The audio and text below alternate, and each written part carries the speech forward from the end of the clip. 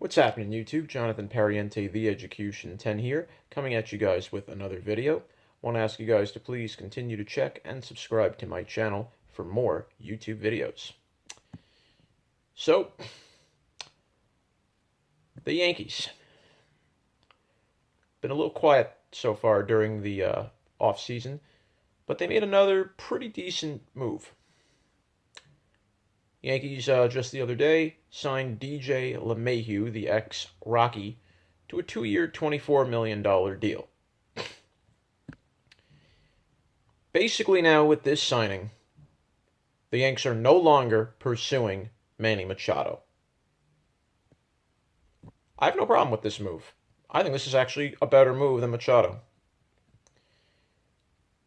You're getting a guy, again, the Yankees don't have to focus their whole lineup now on just offense. They got offense. They don't need another power bat in the lineup. They really don't. You get LaMahieu, 2 years, $24 million. You're putting him in there to play second base, which I think is a great move. You can move Gleyber Torres to shortstop. You keep Andujar where he is at third. And you have Tulo as an option off the bench if you need to give Andujar a day, or heck, if you need to put him in for defensive purposes, fine. You got Tulo for that. Perfect. So, the Yankees at least took a lower risk and smaller investment on addressing an infield issue with still the absence of Didi Gregorius. So you're asking yourself, well, why did the Yankees go after LaMahieu? Why didn't they go after Machado? And I'm going to say this again. Why did they need Machado in the first place? Why would you want to pay Machado, who, by the way, wants 10 years and like over almost $300 million? Didn't the Yankees do this with A-Rod for 10 years and $250+ million, that's on one of the biggest contracts ever? And then A-Rod, maybe about the 50th year into that contract, started to go downhill.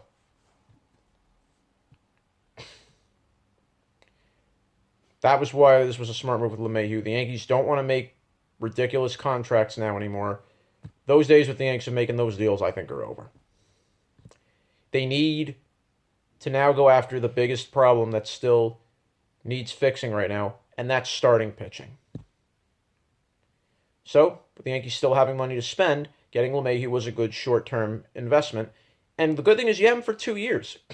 So, Didi would be a free agent next year. I don't know if the Yankees will keep Didi after this year once he returns.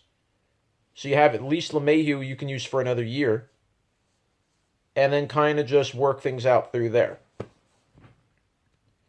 Now, does this mean the Yankees are done with getting more offense? Do they still want to pursue Bryce Harper? Or do they still want to give Greg Bird one more go?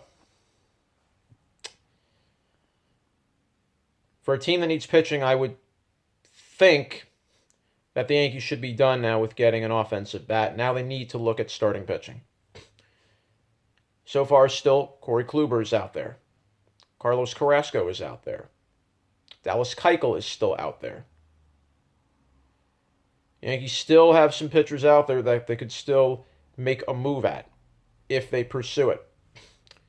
The Yankees are not going to hold on to Sonny Gray. I think Sonny Gray's time as a Yankee is over. Listen, I like the guy. I mean, it's very unfortunate that this happened to him where he just can't pitch in the American League East. It's a whole different division. He's been used to playing his whole career for the American League West. He was very used to playing down there. And it's different playing out west compared to playing in the East. In the AL West, their ballparks are more pitcher friendly than they are in the East. When you play in the American League East, you're facing not only more competitive teams down here, you're facing the Red Sox, you're facing the Blue Jays, you're facing the Orioles, you're facing the Rays. The AL East is not an easy division, ladies and gentlemen. It's not. I don't care how you slice it.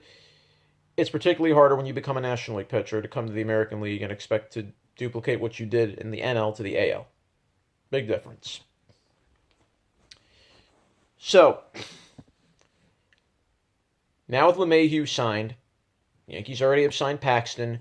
They did, however, lose Robertson to the Phillies, so now the Phillies have signed Robertson to a 2-year, 3-year deal. 2 years, I believe it was. I have to check the contract signing it again later. The Yankees did re-sign Zach Britton, which I think is a huge move. You keep Britton there. He wants to be in the setup role. So you keep Chapman. You have Britton to set you up. You keep Betanzas. And you still have Chad Green. You still have at least a good bullpen to get to Chapman. So that's fine. The bullpen is not going to be an issue now. The Yankees still need to complement another starter. I know CC Sabathia was had like a heart procedure recently, and he had to have a stent put in his heart. So CC will be okay. He's been cleared. But still, CC's not your answer for next year. He's not going to be. His days of being the workhorse are done. He can't be a 7 to 8 inning pitcher anymore. Sabathia is at best maybe a 4 to 5 inning guy. Paxton, you have to hope he stays healthy. Tanaka, you have to hope he stays healthy.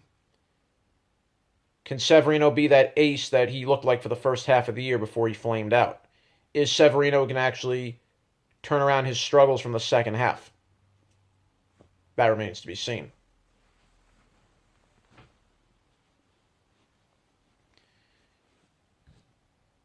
But then you look at after that, the Yankees still need a fifth arm.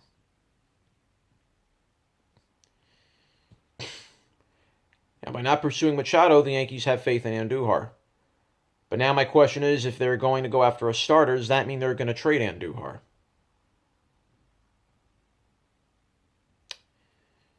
Have to definitely see where the Yanks are going, because they've already had a history the last few years where they have missed out on acquiring big-name pitchers.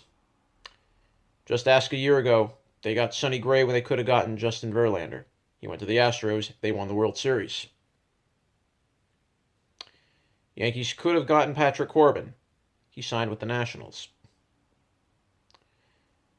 Yankees could have gone after Garrett Cole. He signed with Houston. For my taste, the Yankees let one too many pitchers slip through their hands. They have to hit a home run with this one. I'd like to see the Yankees maybe get Kluber. I think he'd be a very nice fit to their rotation. I mean, they already have, you have a good balance with a couple left-handers, with Sabathia, with Paxton, and then you have Tanaka, Severino, and then if you add Kluber, that's 3 right-handers. That's a very good kind of solid up and down rotation where it's not all righty-driven, it's not all lefty-driven. So, if you're the Yankees now, you got the offense you now need. Now you have to go after starting pitching. The question now is, what price are the Yankees willing to pay to get that top-of-the-line starting pitcher? And who are they going to go after? In what's been a very quiet offseason, been possibly even hearing rumors about a labor strike, which usually only happens when either players are making a lot more money than normal, or when we have kind of what we're having here, a lull in big signings where teams just don't want to part with their best players. They don't want to give up their prospects, and et cetera, et cetera. Baseball's kind of hitting that standstill now. Something will give and something has to give this offseason. Something big has to happen. Still have a lot of big names on the board. Harper's still not been signed by anybody. You still have Machado. You still have Kluber. You have Carrasco. You have Keuchel. You still have a lot of good names on the free agent market for somebody to grab. Question is, who will take them? We'll find out soon. Jonathan Pariente, The Education 10, saying bye for now.